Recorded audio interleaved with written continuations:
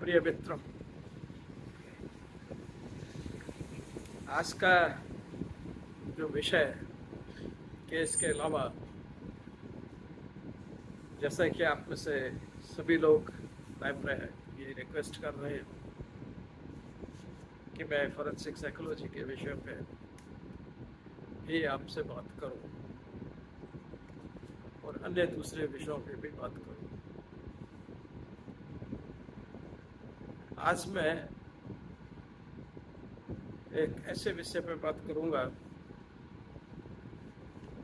जो यंग लोगों के लिए तो इतना महत्वपूर्ण नहीं है, लेकिन निश्चित रूप से जो एजेड लोग हैं और पीपल है उनके लिए बहुत ही रेलेवेंट होगा। आप लोगों के लिए भी रेलेवेंट हो जाता है। अगर आप किसी नार्सिसिस्ट से डील कर रहे हैं तो आपको भी रेलेवेंट है। दैट इज वो है डाइंग नार्सिसिस्ट। मरते वक्त अंतिम समय में नार्सिसिस्ट किस तरह से बिहेव करेगा, यह आज हम आपसे डिस्कस करेंगे।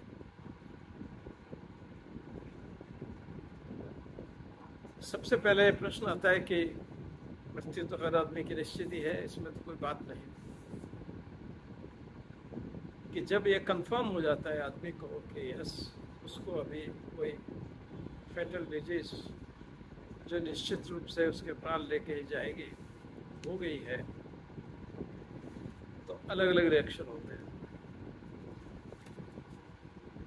ज़्यादातर नॉर्मल आदमी बहुत ही डिप्रेशन में जाते हैं। यह सत्य मालूम होने के बावजूद भी कोई भी एक व्यक्ति इससे समझौता नहीं करना चाहता। इस रियलिटी को आसानी से मानना नहीं चाहता। सबसे पहले स्टेज जो रहती है वो एक स्टेज ऑफ डिनायल है। उसमें वो इस डायग्नोस के अस्तित्व को मन से स्वीकार नहीं करता और कहीं ना कहीं दूसरी तरफ उम्मीद की किरण देखता है। वो उदासीन हो जाता है, डिप्रेशन में चला जाता है। उस समय के लिए हो सकता है खाना पीना भी छोड़ दे, लोगों से बातचीत करना बंद कर दे। कुछ लोग अपने आप को एक कमरे में बंद करके बैठ जाते हैं। तरह तरह की रिएक्शन होते हैं, क्योंकि उस लाइफ को जिसको आप इतने समय तक भरपूर जिए हैं वो आपसे जाने वाली है। ये अपने आप में एक बहुत ही डेंजरस सूचना है। लेकिन प्राय नार्सिसिस्ट के साथ मैंने देखा ऐसा नहीं होता। नार्सिसिस्ट, जैसे मैंने आपको पहले बताया था कि उम्र के साथ ये सिचुएशन खराब होती जाती है। उनमें सेंस ऑफ सेल्फ वर्थ नहीं होता और उसको कंपनसेटरी करने के लिए वो लोग एडुलेशन, एडमिरेशन, एप्रिसिएशन पे निर्भर करते हैं, पॉजिटिव या नेगेटिव, जो उनकी सेल्फ वर्थ को एहसास देता है। दूसरा, वो समाज से कुछ चीज़ें सीखते हैं जिससे वो अपने व्यक्तित्व को दूसरों के सामने उनसे बेटर पेश कर सकें। है नहीं, वो एक सिर्फ ड्रामा है दूसरों को देख करके सीखा। थोड़ा बहुत तो हम लोग सभी सीखते हैं, लेकिन यहाँ बिल्कुल एक ड्रामे की तरह सीखते हैं। वैसे सीखते हैं जैसे एक ड्रामा में एक आर्टिस्ट दूसरे आर्टिस्ट से सीखता है कि डांस के समय कैसे हाथ हिलाना है, कैसे ले जाना है।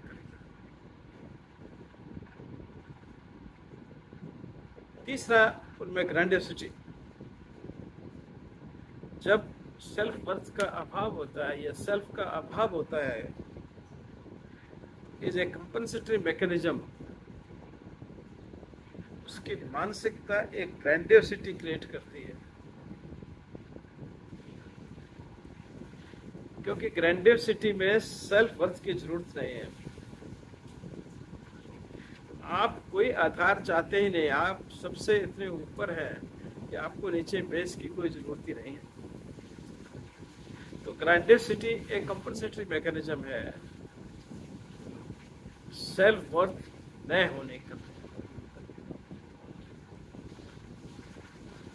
अब जब ये हो जाता है और उसको पता चल जाता है, तो उस वक्त भी अपने ग्रैंडियोसिटी पे वह वो रिएक्शन नहीं देता जो एक नॉर्मल व्यक्ति ऐसी इंफॉर्मेशन आने पे देगा। वो आपको नहीं देगा, सूचना देने वाले को नहीं देगा, या अपने स्पाउस को खास करके जो उनके टारगेट्स हैं, बच्चे हैं, है, उनके सामने इस तरह से नहीं प्रस्तुत करेगा कि वो अब घबरा गया है या खत्म हो गया है। हो सकता है वो बिल्कुल नॉर्मल वे में इसको पेश करे, आपसे इस चीज की चर्चा वो नहीं करेगा।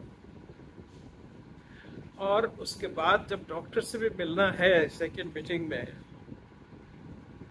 तो संभवतः वो आपको साथ नहीं ले जाएगा, क्योंकि वो नहीं चाहता नार्सिसिस्ट चाहे मेल है फीमेल है कि उसके स्पाउस को पता चले उसकी परिस्थिति का, क्योंकि अदरवाइज तो वो उसके सामने दयनीय हो जाएगा और वो अपने आप को कभी भी आपके सामने दयनीय नहीं दिखाना चाहते।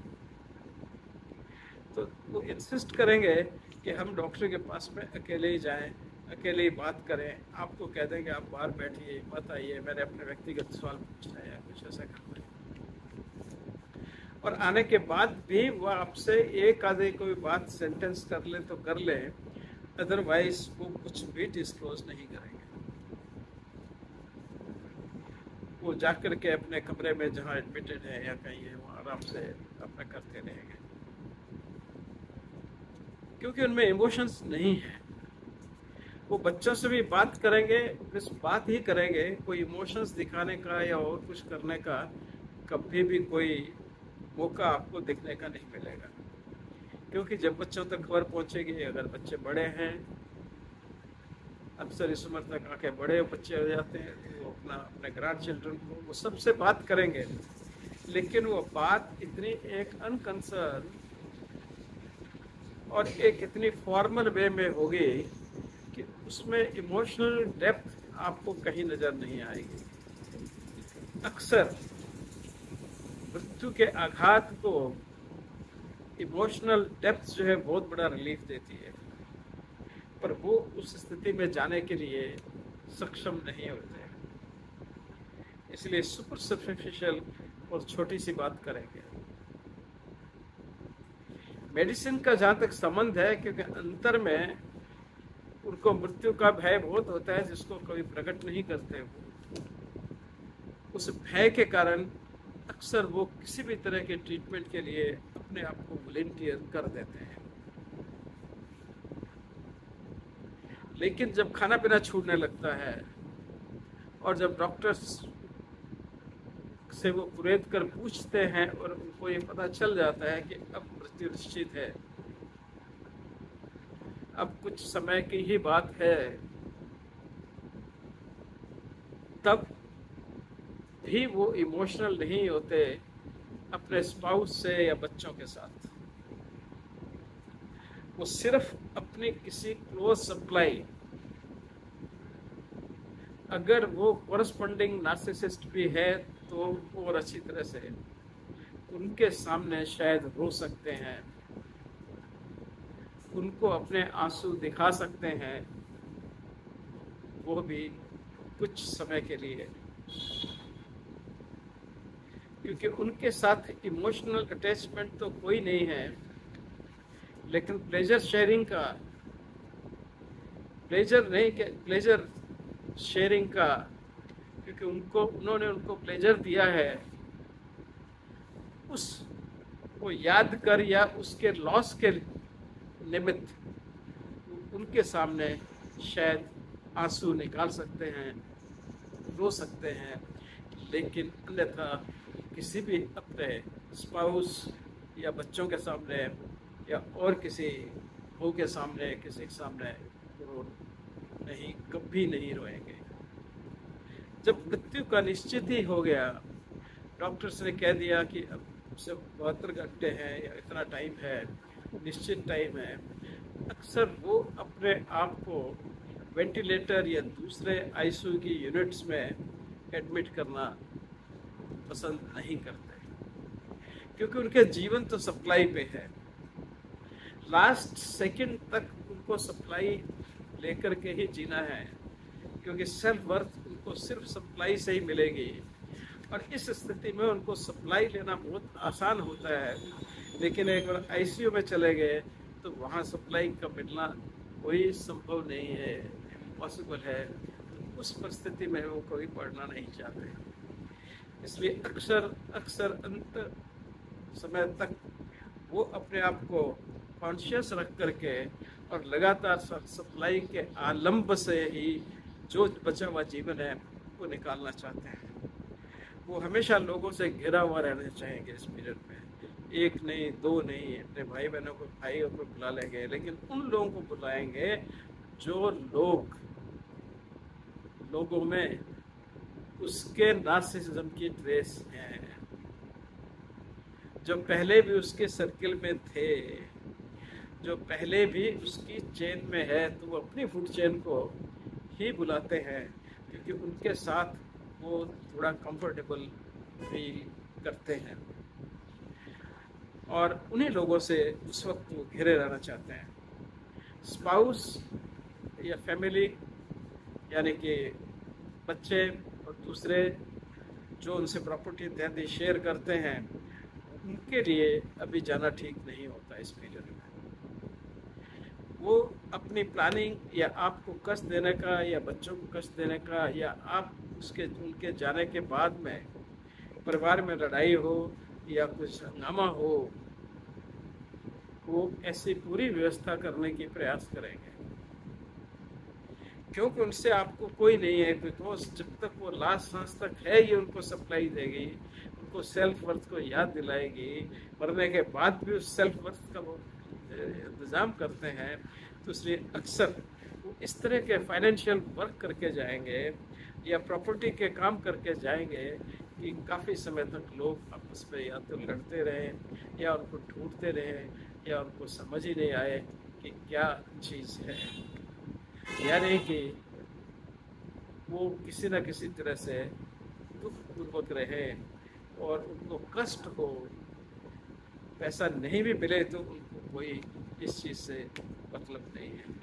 इसलिए किसी चीज़ को वो डिस्क्लोज नहीं करेंगे आपके सामने या बच्चों के सामने। बच्चों के सामने अगर वो कुछ डिस्क्लोज करेंगे तो वो कुछ इस तरह से करेंगे कि बच्चों में आपस में अंतर आ जाए, पिता और बच्चों में अंतर आ जाए या फैमिली के दूसरे मेंबर के बीच में उनमें अंतर आ जाए, जिससे कि वो ग्रेव में जाने के बाद भी या जलने के बाद भी उनका रिवेंज कंटिन्यू रहे और उनको सेल्फ वर्थ जो तब तक भस्म हो चुकी है फिर भी वो सोच करके उसको कि उनको मिलती रहे। तो इस तरह का उनका बिहेवियर होता है। लास्ट मिनट्स में वो किसी से भी कोई संबंध सा नहीं दिखाते। अक्सर वो जो चारों तरफ लोग इकट्ठे किए हैं, वो कभी उसको कहेंगे हमें बिस्तर से उठा लो, ऊपर कर लो, कभी कहेंगे नीचे कर लो, कभी कहेंगे इस दिशा में ले जाओ, कभी कहेंगे इस दिशा में ले जाओ, कभी वो अपनी खाट को इधर मोड़ेंगे, कभी इधर मुड़वाएंगे या फिर कभी भागने की कोशिश करेंगे या कभी बिस्तर पे चलने की कोशिश करेंगे या किसी और तरह का कोई अनयूजुअल एक्शन वो करेंगे। ये सब होने के बाद अंततः उनका शरीर थक जाता है, एसिडोसिस भी शुरू हो जाती है, बॉडी में तमाम एंड प्रोडक्ट्स जमा होना शुरू हो जाते हैं और धीरे धीरे उनका अपने आप पे से कंट्रोल ख़त्म होने लगता है और फिर धीरे धीरे अचानक की श्वास प्रक्रिया या हृदय बंद हो जाता है। लेकिन लास्ट सेकंड तक भी वो कोई आपसे अच्छा व्यवहार करके नहीं जाएंगे।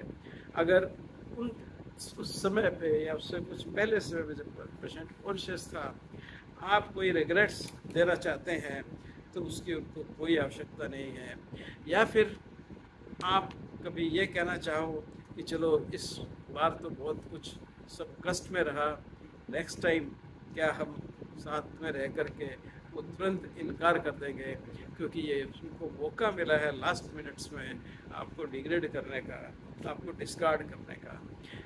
मृत्यु से कुछ दिन पहले वो अपने हस्बैंड को, अपने बच्चों को, सबको अक्सर डिस्कार्ड कर देते हैं। वो उनसे बात नहीं करते हैं और इशारों से ही अगर वो बोल सकते हैं तो बोल करके कमरे से बाहर भेज देंगे, और नहीं तो इशारों से वो उनको बाहर कर देंगे। क्यों कि नाउ का फाइनल डिस्कार्ड जिसे कहते हैं का समय आ गया है। जो साइकिल वो ज़िंदगी भर चला रहे थे कि पहले एप्रिसिएशन लेना है, एडुलेशन लेना है, उनको देना है, उसके लिए उसकी इम्पोर्टेंस देनी है, और बाद में उनको डिस्कार्ड करना है। लव बॉम्बिंग का फेज, डिस्कार्ड का फेज, तो वो सब लास्ट मिनट तक चलता है। तो कुछ समय पहले वो सबको बाहर कर देंगे, कहने के लिए चले जाएंगे। हाँ, जब उनकी ख़त्म ही हो जाती है शक्ति, बहुत मानसिक और शारीरिक, फिर एक अलग बात है, फिर वो कुछ कहने की हालत में नहीं होते। और अगर फिर भी कुछ भी समय मिल जाएगा तो वो ऐसी ही बात कहेंगे कि आप तुम चले जाओ, या तुम वहाँ चले जाओ, या ये कर। हो सकता है वो अपने दोनों बेटा बेटी को लड़ा के चले जाएं, हो सकता है बेटा बेटी और फादर के बीच में मिसअंडरस्टैंडिंग करके चले जाएं। कुछ पैसों के मामलों में उन्होंने कोई पहले ही कोई सीक्रेट अकाउंट खोला हो जो किसी एक को दे दिया, तो बाकी दो उसके बारे में बाद में झगड़ते रहेंगे, या उनमें डिफरेंसेस आ जाएंगे कि भाई देखो ये पैसा तो एक उन्होंने इतना मनी उनको क्यों दे दिया। तो इस तरह की सारी जो है परिकल्पनाएं उनकी जो पहले से चल रही होती हैं वो बंद नहीं होती, और अंतिम सांस तक एक नार्सिसिस्ट हमेशा नार्सिसिस्ट ही रहेगा। आप उससे और कोई उपेक्षा नहीं कर सकते। धन्यवाद।